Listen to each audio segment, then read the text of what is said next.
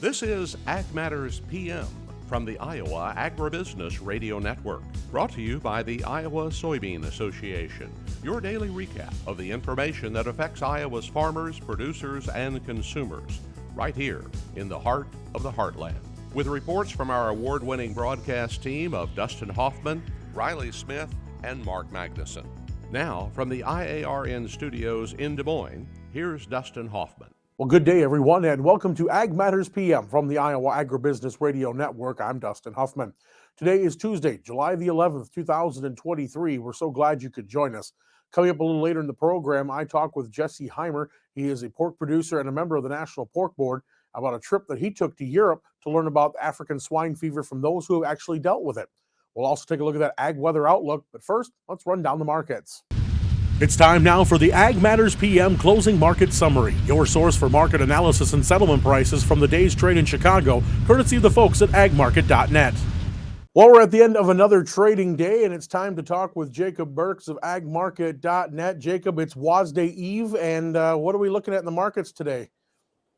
Well, first of all, just to take a look and summarize what the grains have done here, we were stronger overnight.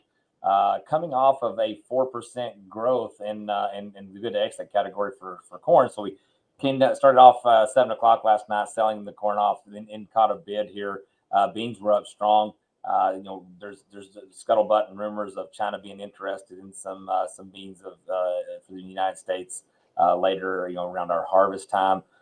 Maybe some possible news with the Russia-Ukraine situation and ideas that maybe they don't go ahead and extend the corridor, in the future. So that news story is getting a little bit older, but all in all, it felt like it was kind of a risk-on day, if you will, and seeing the grains just stronger, some tech buying, just some consolidation. I mean, we've seen some choppy trade because we are on that eve of a lot of information coming out tomorrow morning.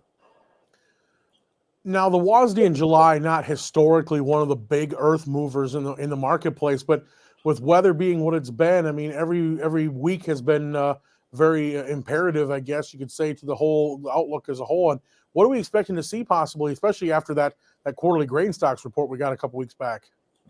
Well, what are we expecting to see? If I wish I had some money for every time I've been asked that question here yesterday too.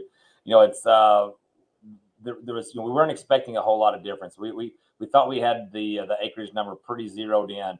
And boom, you get a big surprise. So coming in here, the most of the talk here, if you paid attention to any of the news stories or anything today, the question is, will USDA change the demand and or the yield numbers and how much?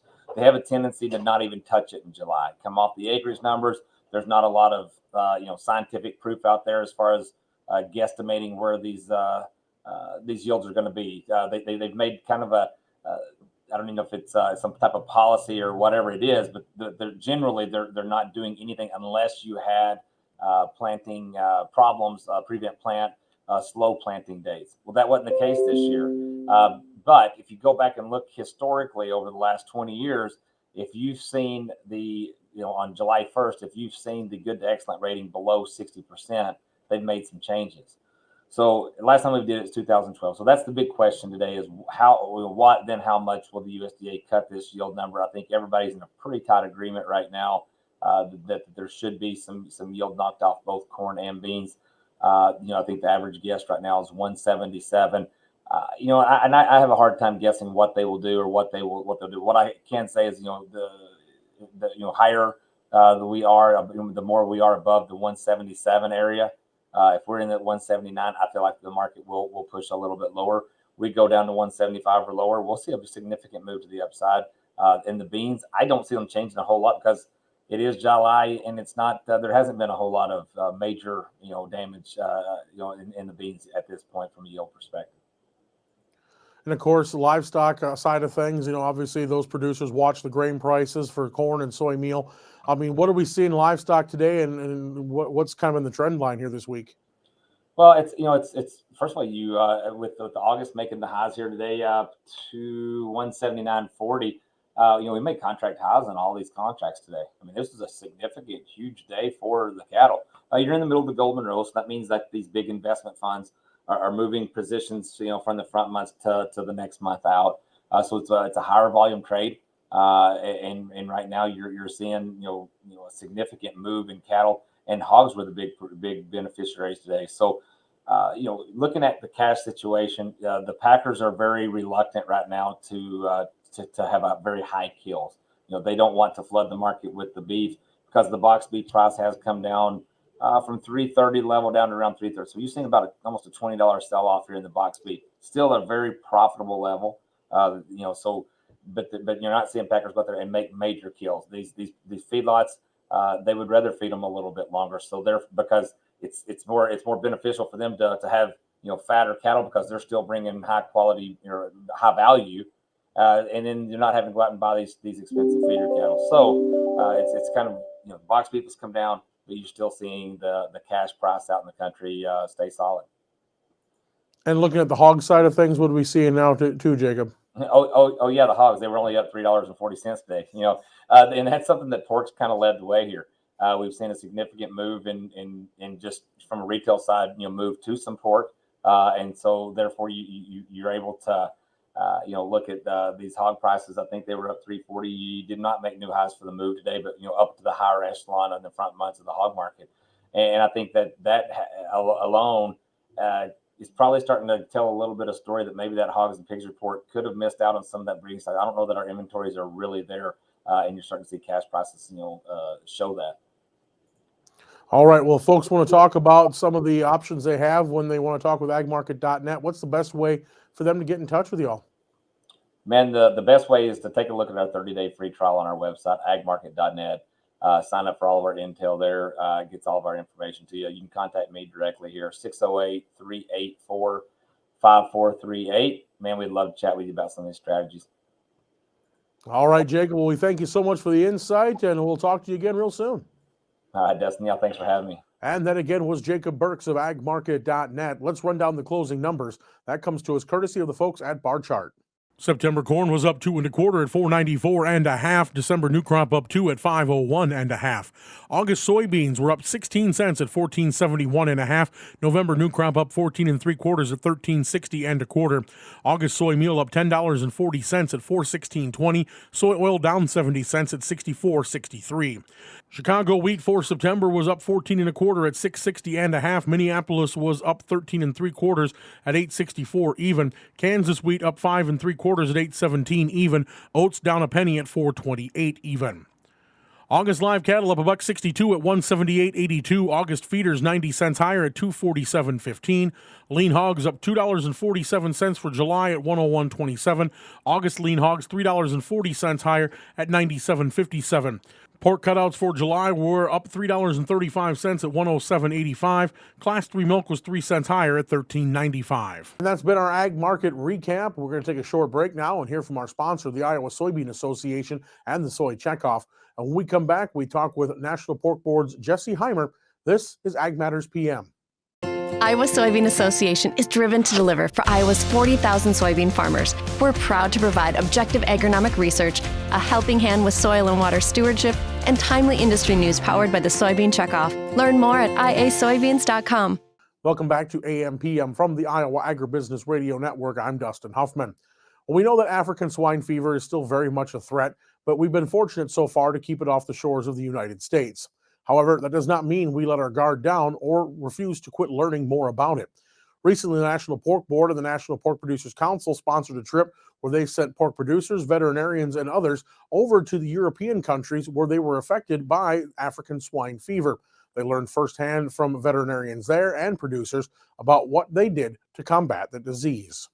So we're talking right now with Jesse Heimer of the National Pork Board here at the World Pork Expo. You are a Missouri producer, but obviously thank you for taking the time to visit with us today about some of the issues.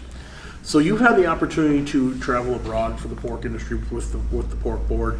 Recently just got to go to Europe, talk to the folks in the EU, obviously a big trading partner, sometimes a trading partner that has concerns that we need to address like any customer will. Tell us first of all a little bit about that trip and what you were able to do over there. Sure. It was I had the privilege to go on a trip with other producers, veterinarians, and then members of staff from both organizations. It was a collaborative effort between National Pork Producers Council and the National Pork Board to send a group, a diverse group of people to Europe and to learn about ASF and what they had dealt with firsthand. So we visited Belgium, Poland, Germany. We also met with officials from Denmark and Romania. So collectively, we were really exposed to several firsthand accounts of how they prepared for ASF and then how they responded to ASF within their countries. There were several takeaways from the trip. I think first and foremost, as a group, we learned just how important industry support is. And we were very thankful to have organizations like MPPC and National Pork Board that are looking out for the interests of pork producers and our industry. We saw what happens in countries where they don't have industry support, and so I think that was certainly a big takeaway. Secondly, I would tell you that if you look at the European Union as a country, similar to the United States, each country within the EU, they had their own approach and they had their own effort with regard to ASF, and it was unique to each country, the same as it would be in the United States if we were only concerned about our states. And in the event of an outbreak, obviously state vets and state and local officials will dictate a lot of what happens, but I think we learned just how important it is to have a unified and harmonized approach to a response, because what we saw in Europe with each country only looking out for themselves, it created a lot of problems amongst the European Union as a whole. And so I think to come back to the United States and understand that we've got to be unified and harmonized in our response, I think that was a very big lesson to learn. Okay, and so you said you saw a hodgepodge of responses. I mean, maybe just give us an idea of how maybe a difference between two countries and how they handle the same issue. It's a great question. I think what we saw in Denmark, for example, they eradicated wild boar right away. They knew that the wild boar was a problem and a very big threat to the safety of their pig herds, so they eradicated wild boar from their country, and they actually erected a fence between them and their southern, on their southern border between them and Germany. Denmark exports a huge percentage of their pigs, and they wanted to ensure that they could monitor every pig that was leaving and every pig that was coming in through that fence and prevent any wild boar from coming in country. And so we saw an extreme measure there with their approach to being proactive in preventing ASF. Other countries like Poland, where they're exposed to the east and the west, they're continuing to deal with their wild boar population. It's such a big part of their culture and their heritage that they really can't eradicate it, so they have to continue to manage it in country. And they've used a regionalization effort to sort of regionalize their problems and their hot spots, and they've actually maintained trade really well in spite of that. Romania, that's another country that they really can't get ahead of their wild boar population. Their hunting industry thrives in Romania, and so they're dealing with a massive wild boar population that continues to infect their commercial population, and it's an ongoing problem. Belgium, for example, they really isolated where they had outbreaks in the southern part of their country. They focused on eradicating wild boar in that part of their country, and they kept ASF away from their commercial pork production, which was a really big lesson that I think that we could see a lot of similarities between what Belgium did relative to their geography and pair that up with what we could do in country with our geography. So a lot of that we could see firsthand was really important information to bring back. And and we don't always think about the feral hog part of it. We have that same issue in the United States, just like we had with bird flu with the migratory birds. We could have animals that we could have every single thing that we're doing as a precaution, but it could be an animal outside there that could just wander up and spread that disease. So, I mean, are you hearing anything about states thinking about, at least watching that if a plan does go into place or if something needs to be done quickly? Yeah, I think there's a lot of measures being taken already with our feral pig problem here in the United States. I know the Fish and Wildlife Service actually presented at the board meeting earlier this week to talk about some of the things they're doing. I believe that I learned that they've tested over 30,000 feral pigs for potential disease, and I think that's an astounding number that most folks in agriculture don't understand is already going on to monitor what's going on with the feral pig population. And naturally, I think it increases importance about our border. The border, the southern border, is talked about in the news nearly every day with regard to the migration of people.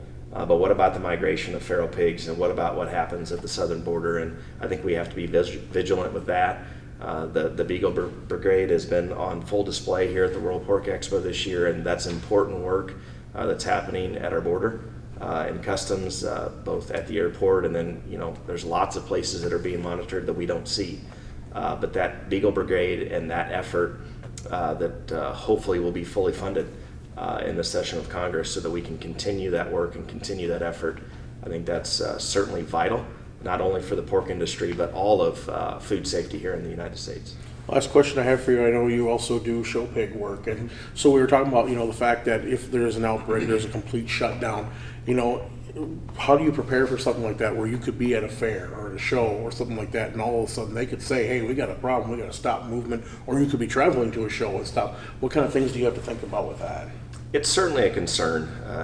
When China broke with ASF a few years ago, and then when it got even closer to home in the Dominican a couple of years ago, the heightened concern for a foreign animal disease, specifically ASF, continues to be a big concern for all producers.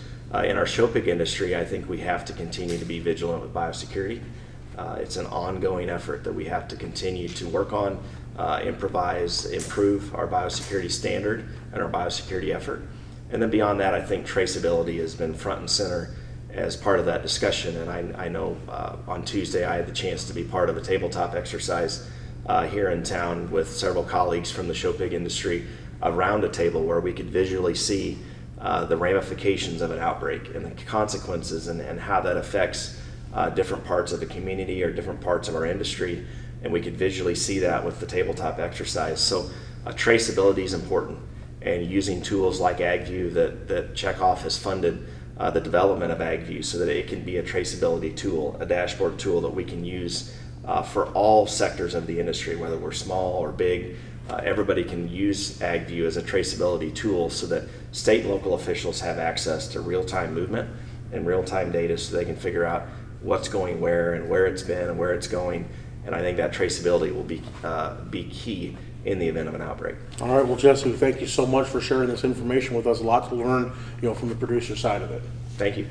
And that was Jesse Heimer of the National Pork Board. Let's go ahead and take a look at that Ag Weather Outlook.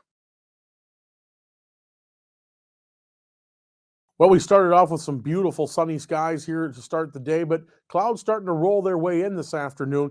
Now, there is this pretty good chance of rain forming in tonight across the state and staying with us for much of tomorrow. Temperatures are a little bit warmer than what we saw at the end of last week, but it is July, and that's what we expect during the growing season.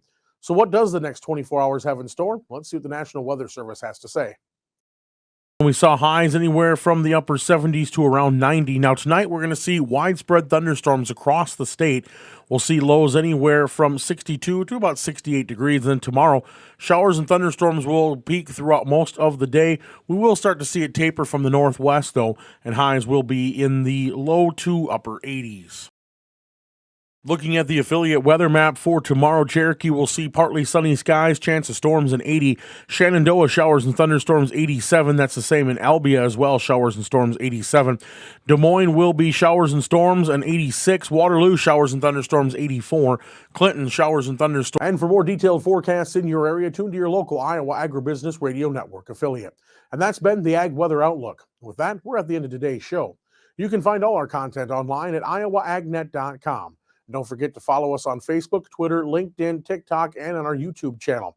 While you're there, don't forget to subscribe and hit the bell icon so you can be notified each time we put out a new video project. Also, don't forget about our free Twice Daily Market podcast coming to you on Apple, Amazon, Google, Spotify, and Podbean. From the iAron Studios in Des Moines, I'm Dustin Huffman. For Riley Smith and Mark Magnuson, we thank you for watching. This has been Ag Matters PM.